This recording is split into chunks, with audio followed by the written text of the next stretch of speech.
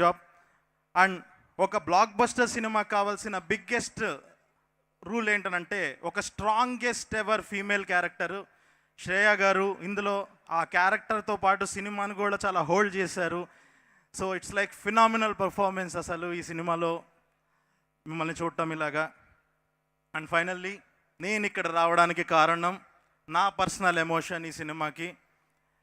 Producer Vishwaprasad గారు నా toughest phase of లైఫ్లో నన్ను నమ్మి నాకు మోగ్లీ అనే ఒక సినిమా ఇచ్చి నా కళని ఒక ఎక్కడ తగ్గకుండా చాలా బాగా సపోర్ట్గా నిలిచి నాకు చాలా సపోర్ట్గా నిలిచి ఈ సినిమా అయ్యేలాగా చేశారు.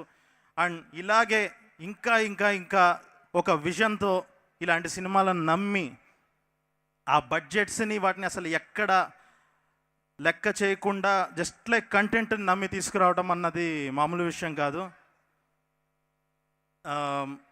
So and to the team and నా ఫేవరెట్ ఈ సినిమాలో music director Gowrahari, phenomenal job, అసలు నెక్స్ట్ లెవెల్ స్టఫ్, అసలు మీ అలా లేపి లేపి లేపి లేపి వదిలిపెట్టారు సినిమాని. So congratulations to everyone. Kriti garu, Sujith గారు అందరూ ఎంతోమంది కష్టపడి ఈ సినిమాని ఈ లెవెల్లో నిలబెట్టారు. Congrats to everyone. అండ్